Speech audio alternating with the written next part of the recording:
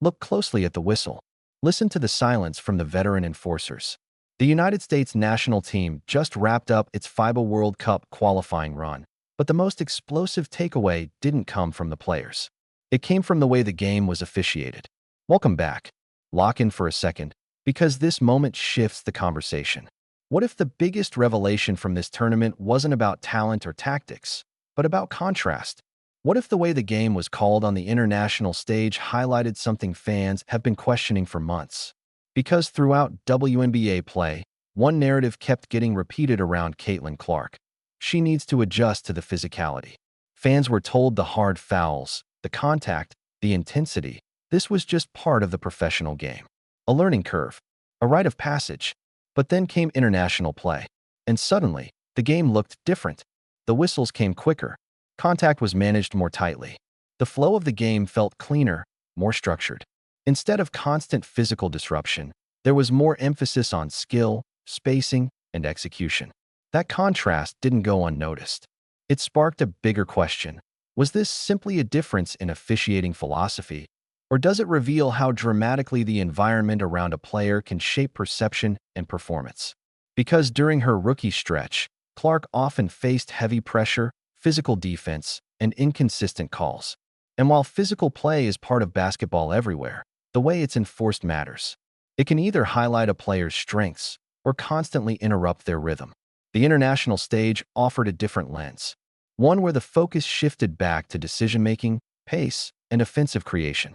And in that environment, Clark looked exactly like what many expected: composed, efficient, and in control. So maybe the real takeaway isn't about conspiracy or suppression. Maybe it's about how officiating styles, league culture, and game management can completely change the way a player's impact is felt. And after watching that contrast unfold on a global stage, one thing became clear. The conversation around Caitlyn Clark isn't just about talent anymore. It's about the conditions that allow that talent to fully show up. Because the FIBA referees put them on notice, pretty much let them be known. We ain't doing what y'all would be doing in the WNBA. So, quite frankly, the FIBA referees set the tone for how a game Caitlyn Clark playing in should be rep. I need you to really process the shift we just witnessed. On the international stage, under FIBA, the game is governed without the same internal dynamics, narratives, or long-standing hierarchies that exist in domestic leagues. The officials aren't concerned with tenure, reputation, or unwritten rules. They focus on enforcing the fundamentals of basketball as they see them. And when Caitlyn Clark stepped onto that stage, something immediately stood out. The game flowed differently. Contact was called tighter. Physical play was kept within clearer boundaries. The environment shifted towards skill, pace, and execution rather than constant disruption. The result? Clark looked completely in control.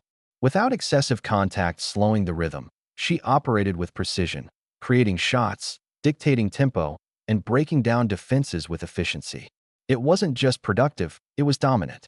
Her performance reinforced what many already believed. In a system that emphasizes flow and spacing, her impact becomes even more pronounced. That contrast has sparked a broader conversation, not about conspiracies, but about how different officiating styles and competitive environments can dramatically influence how a player performs and is perceived. When the game opens up, players like Clark, who rely on vision, pace, and range, can fully showcase their strengths. And that brings us to the bigger picture. As this international run captured attention, major developments were also unfolding off the court. In places like New York City, discussions around the league's future, including a new collective bargaining agreement, have started to reshape the financial and structural landscape of the sport. Voices from across the league, including stars like Breanna Stewart, have stepped forward to frame what this next era should look like, balancing growth, player value, and the evolution of the game itself. And that's where the tension really lies. Because what we're seeing isn't just about one player or one tournament. It's about a league in transition, where emerging stars, shifting economics, and changing styles of play are all colliding at the same time. We're not finalized yet, so don't want to get too specific into details, but knowing that this new CBA is going to be historic. It's going to create generational success between players of all levels, and really excited. Listen closely to the tone behind that phrase, historic, generational success. Because when you strip away the polish, what you're really hearing is a battle over credit. Veteran figures within the WNBA are stepping in front of the global media and positioning themselves as the primary architects of this financial breakthrough. They're framing the new deal as the direct result of their negotiating strength, their leadership, and their long-term influence on the league. But that narrative doesn't fully hold up under scrutiny. Leagues don't suddenly unlock massive new revenue streams after decades of struggle without a major external catalyst. Growth at that scale typically comes when something fundamentally shifts, when new attention floods in, when audiences expand, and when the product reaches a broader market than ever before. And that's where players like Caitlyn Clark enter the conversation.